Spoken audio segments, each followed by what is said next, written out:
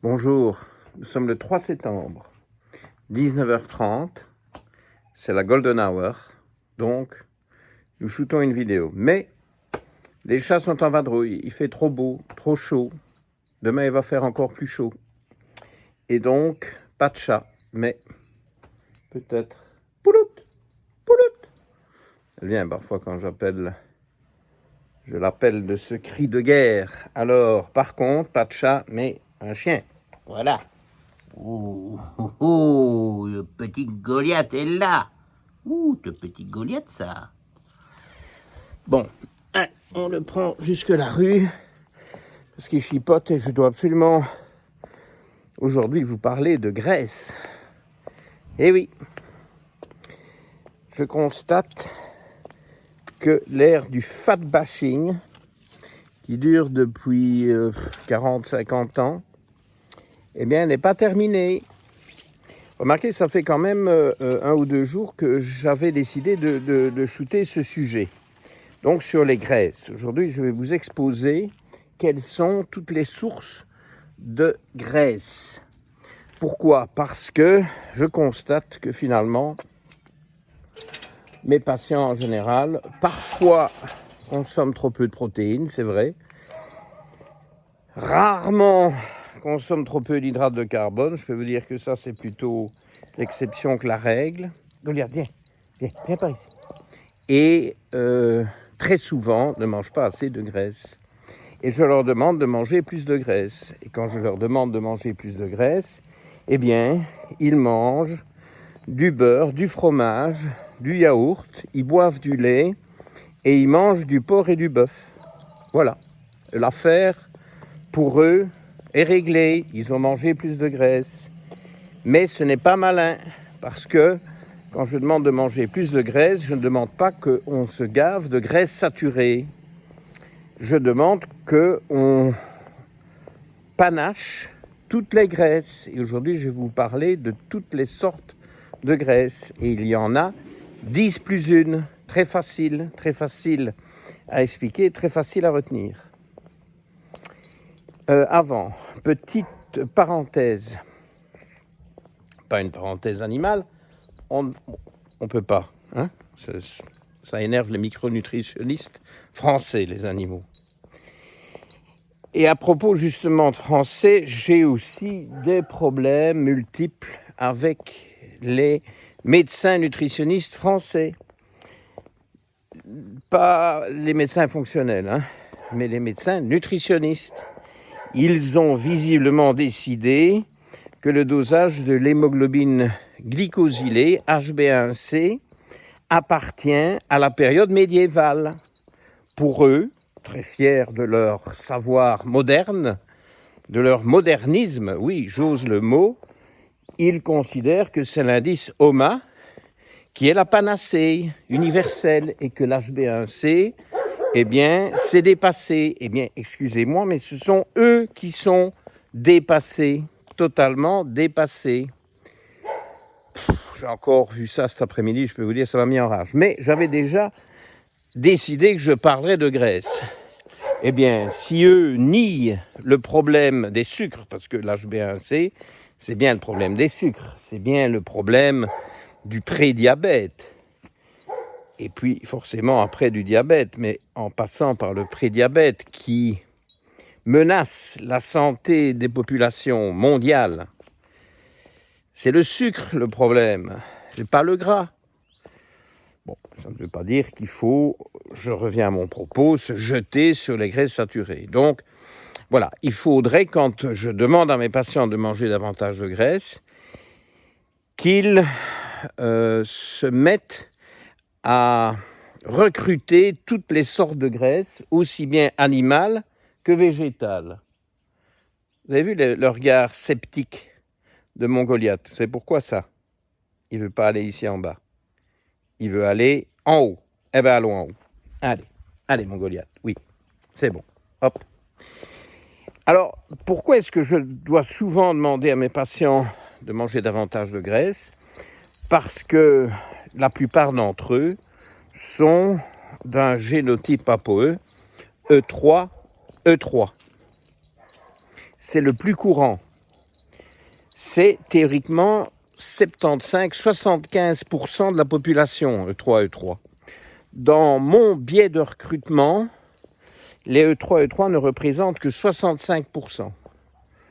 Probablement parce que les ApoE4 et les ApoE2 ont plus de problèmes de santé. Les E4 parce que c'est un génotype pro-inflammatoire qui augmente les risques cardiovasculaires, les risques neurodégénératifs, les risques, même certains risques infectieux. Il y a quand même une grosse cohorte de conséquences un peu fâcheuses qu'il faut contrer par des efforts alimentaires et une meilleure hygiène de vie. Bon, c'est pas le sujet aujourd'hui. Le biais de recrutement concerne les E2 aussi, que je vois 2 à 3 fois plus que ce que je devrais recevoir, d'après les données épidémiologiques européennes. Et je ne reçois pas beaucoup de 3 parce que je reçois plus de 4 et de 2, surtout des E2 qui, eux, ont des problèmes parce qu'ils devraient manger beaucoup plus de graisse qui ne le font jamais en pratique. Ou alors, de temps en temps, il y en a un qui a la riche idée de s'intéresser au régime cétogène, et là, il n'est pas loin de la vérité. Mais bon, ça ne court pas les rues. Donc, bien que me retrouvant avec un peu moins de E3 que ce que je devrais rencontrer, ça reste quand même la règle. Moi, par exemple, les gens autour de moi, mon staff proche, les 3 personnes qui travaillent à ma clinique luxembourgeoise sont tous E3, et avec moi, ça fait 4. Donc, on peut faire des belotes E3. Alors, je leur dis de manger plus de graisse, et ils se jettent sur les laitages et les viandes rouges. Et alors, 4 mois après, je ne parle pas de mon staff, là, ils sont formés, mais les patients, 4 mois après, je dis oui, mais c'est pas tout à fait ce que je voulais. D'où cette vidéo que je vais leur renseigner, que je crois que je vais les obliger à l'écouter. Donc c'est important. Et donc, quel panachage de graisse faut-il faire? Graisse animale et graisse végétale. Okay, 5 et 5. Toutes ces graisses, toutes les 10, toutes ces sources de graisse, toutes les 10 sources de graisse s'accompagnent en fait de protéines.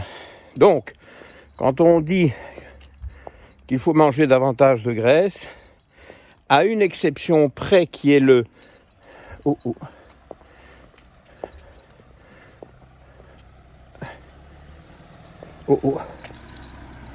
Tiens.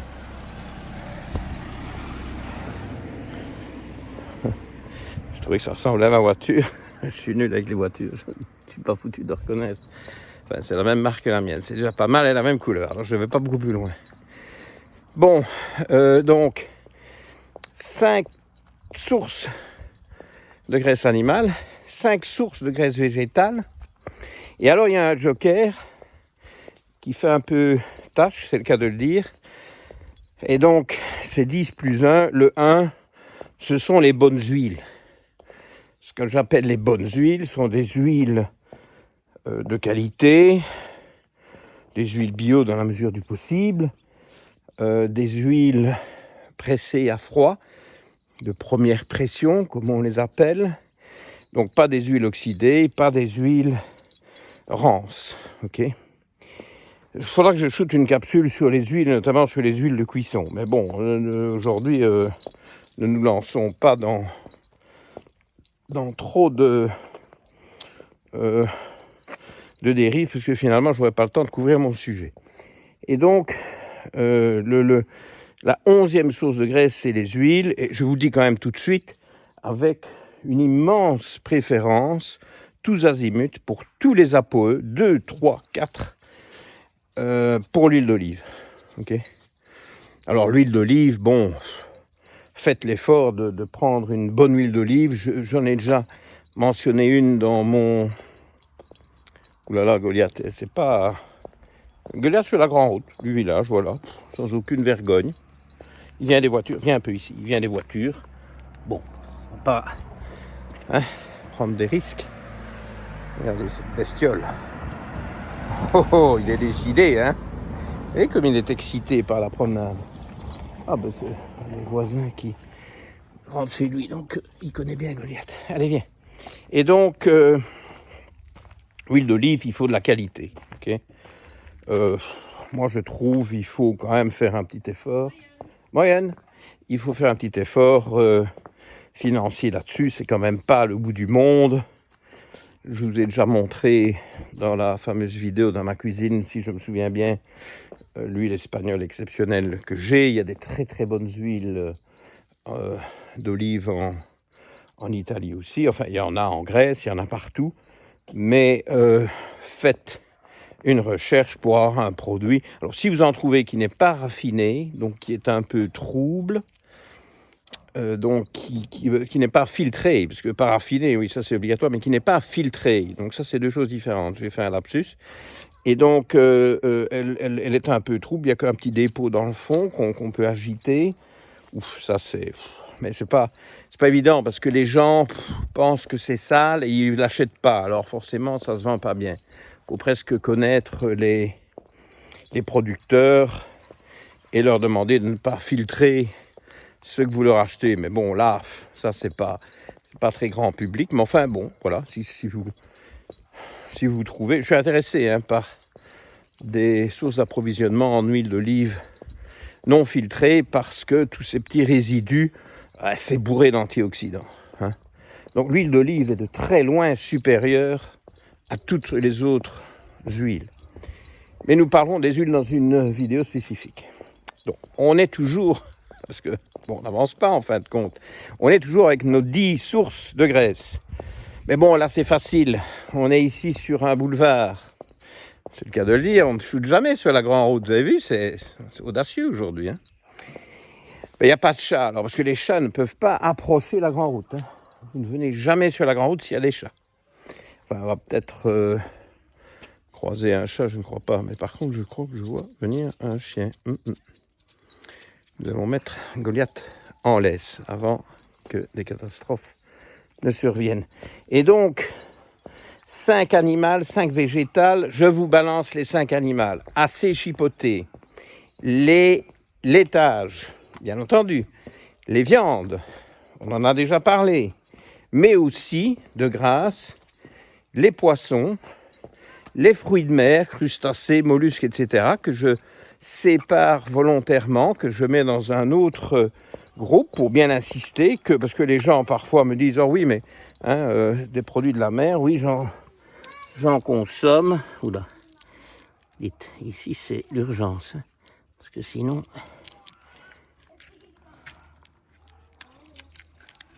Voilà.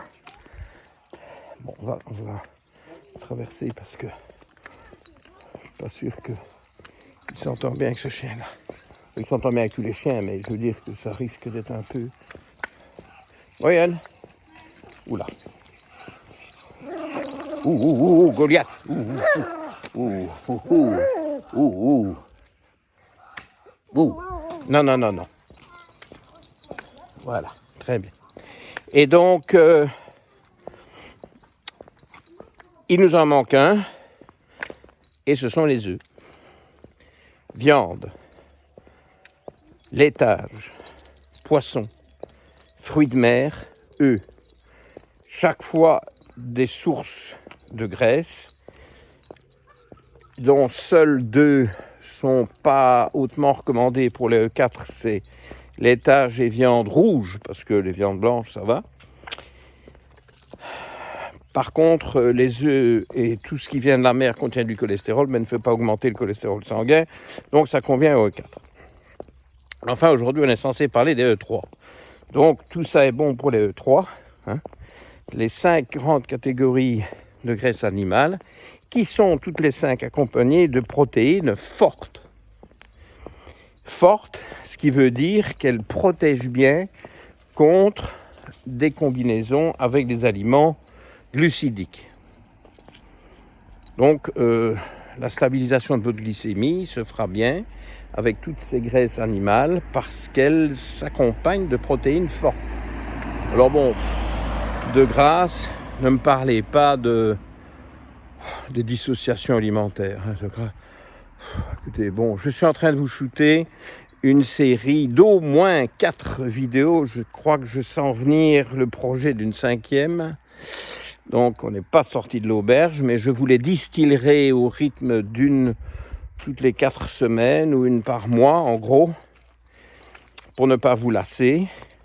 Et puis, bon, on ne peut pas parler d'animaux, à mon avis, on ne peut pas parler d'APOE. Ça énerve aussi les micronutritionnistes français, figurez-vous, les APOE. Ça laisse. C'est nouveau, vous voyez, c'est nouveau. Eux, ils ne savent pas évoluer avec des choses nouvelles.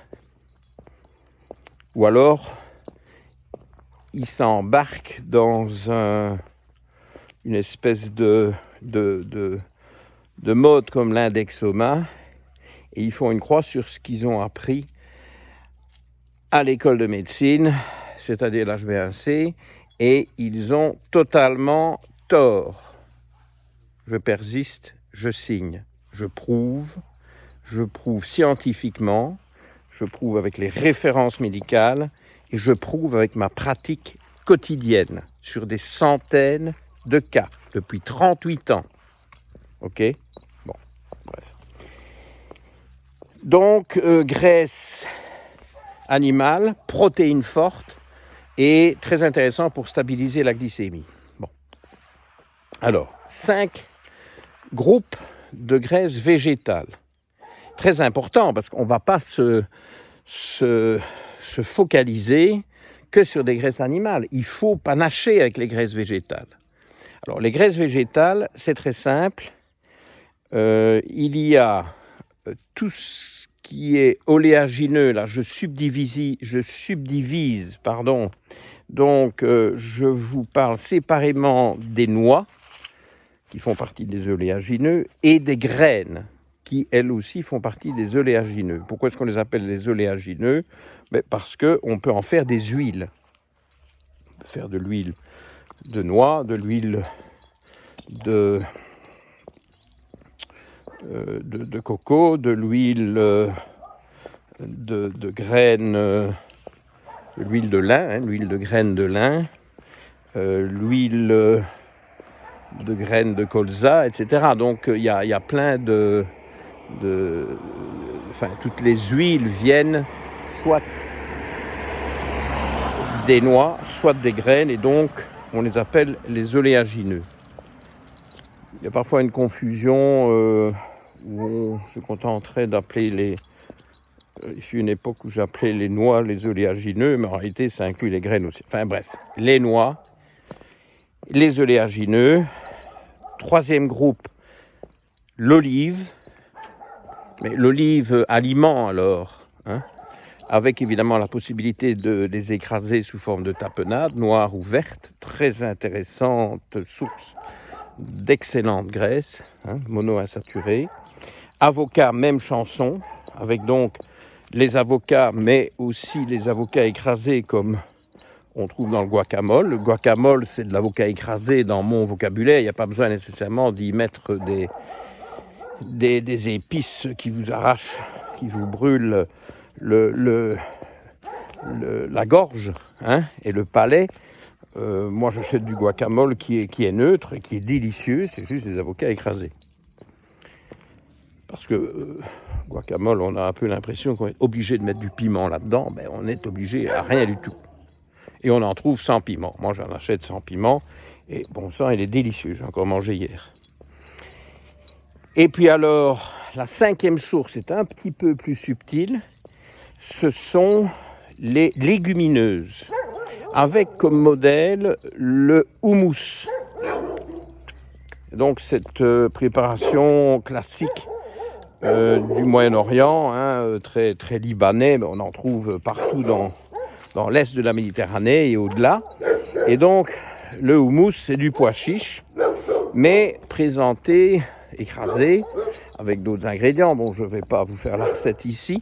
est présenté sous forme huileuse. Donc, si vous voulez, les légumineuses ne sont pas des sources de graisse, mais il est classique et facile d'y ajouter de l'huile. Donc, si vous voulez, c'est un peu... Bon, c'est un 4 bis, hein, c'est pas tout à fait une 5e source de graisse végétale, c'est un peu, je tire un peu sur la ficelle ici, mais je le dis, pourquoi? Parce que ces 5 catégories de graisse végétale amènent aussi toutes les 5 des protéines, mais des protéines faibles, et donc elles ne supportent pas la combinaison avec des hydrates de carbone purs et durs. Et donc, il faut faire un peu attention au mélange, là. Le houmous, ça ne se met pas sur une croquette de sarrasin. Le houmous, ça peut se manger avec un bâton de céleri, ça peut se manger à la cuillère. Pas un crime, hein, de manger du houmous à la cuillère. Pourquoi est-ce qu'il faut le mettre sur quelque chose? C'est quoi ces règles à la con? Et donc, protéines faibles du côté végétal. Bonne graisse, indispensable. Il faut faire un cocktail avec toutes ces graisses animales et végétales, mais les protéines fortes sont du côté animal, les protéines faibles sont du côté végétal. N'empêche que les 10 types de graisses que je vous ai expliqués viennent tous les 10 avec des protéines. Et donc, revenons à la diète E3, hein, E3, parce que bon, un E4, E3 se travaille comme un E4, un E2, E3 se travaille comme un E2. Quand je vous parle de 3, c'est des E3, E3. Mais c'est les plus fréquents. Hein. C'est le cas largement majoritaire, je vous l'ai dit, 3/4 de la population. Et donc, je vous prépare une vidéo sur la répartition des génotypes ApoE dans les différentes parties du monde. Ça va être passionnant, mais ça fait partie de ma série ancestrale. Et donc, c'est pas le sujet aujourd'hui. En plus, j'ai trouvé l'article ce matin, donc je dois encore digérer tout ça. Mes dimanches ici se suivent et se ressemblent. Ce sont des dimanches dits ancestraux et génotypiques. Ça vous parle, ça, des dimanches génotypiques, hein? Mais ça va vous faire des vendredis génotypiques. Mais sans exagérer, donc ce sera distillé au rythme d'un par mois. Parce qu'il y a d'autres sujets, et notamment les graisses, très importants. Donc, les 10 types de graisses que je recommande aux ApoE3, E3 viennent toujours avec des protéines. Donc, on ne se focalise pas sur les protéines, on se focalise sur les graisses parce que quand on recommande ces graisses, à part l'huile d'olive, elles viennent toutes avec des protéines. Donc, c'est automatique. Et on ne va pas recommander au E3, E3 une diète haute en protéines. C'est une diète haute en graisse, high fat, pas high protein. La diète high protein est une autre vaste escroquerie destinée à créer des pertes de poids spectaculaires suivies de reprises de poids tout aussi spectaculaires. Donc c'est du yo-yo pur et dur. C'est totalement inadapté. Bon, parfois peut-être pour une petite période, bon, je sais pas, sous des prétextes plus ou moins fallacieux, mais quand je parle de diète, c'est toujours des diètes à long terme, et donc il n'est pas question d'avoir une diète protéinée à long terme, ok?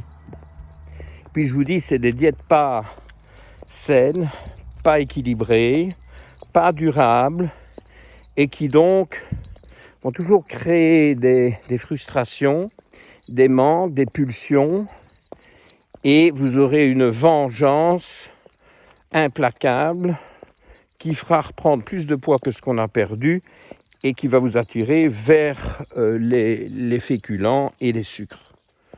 Et oui, ça n'existe pas, ça, la diète hyperprotéinée. J'ai jamais voulu en recommander, jamais. J'ai toujours résisté, j'ai eu les assauts en bonne et due forme de délégués qui proposaient tous ces produits-là. Vu ma pratique médicale, ils pensaient que j'étais une très bonne cible. Eh bien, raté. La cible n'a jamais répondu et leur a prié de passer leur chemin. Poliment, mais fermement. Enfin, poliment, oui. Bon. poliment. Bon, donc, mais je n'y ai jamais cru et il fut une époque où c'était vraiment très tendance. Hein. Et alors, celui qui faisait pas ça, il était vraiment demeuré. Bon, enfin bon, c'est passé de mode, donc on n'en entend plus trop parler. Ouf. Et donc, ces conseils visant à recruter les différents types de graisses conduisent en fait à des alimentations équilibrées. Vous avez toutes les gammes d'acides gras. Vous avez du cholestérol, mais sans exagérer, parce qu'il faut du cholestérol pour faire toutes nos hormones stéroïdes, que ce soit les hormones sexuelles ou les pro-hormones et hormones surrénaliennes. Toutes ces graisses sont évidemment favorables à l'absorption, l'assimilation des vitamines liposolubles. Je vous montre un peu la vallée. D'autres éléments liposolubles très importants comme les caroténoïdes, comme le coenzyme Q10. Voilà, on ne peut pas se passer du gras. Hein. Le fat bashing, c'est quoi ce sport? Alors je vais conclure là-dessus. J'ai eu un internaute pas plus tard que cet après-midi, ou peut-être milieu de journée, qui me dit, mais au fond, parce que vous avez entendu vendredi dernier la vidéo spécifique sur les profils d'acides gras, qui d'ailleurs est connexe à ce que nous discutons aujourd'hui. Donc je vous propose d'aller l'écouter si vous ne l'avez pas entendu. Donc c'est la vidéo précédente par ordre chronologique. Et alors il me poste sur mon profil Facebook. Bon, au fond, tous ces omégas, ça sert juste à ne pas avoir la peau sèche. Bon, alors 3 infarctus plus tard, j'ai quand même trouvé les ressources pour lui répondre. Écoutez, votre cerveau, c'est quand même 3/4 de graisse. Bon, donc il n'y a pas que la peau sèche. Mais peut-être que c'est ça le problème. Je lui ai dit que justement, faute de graisse, le cerveau...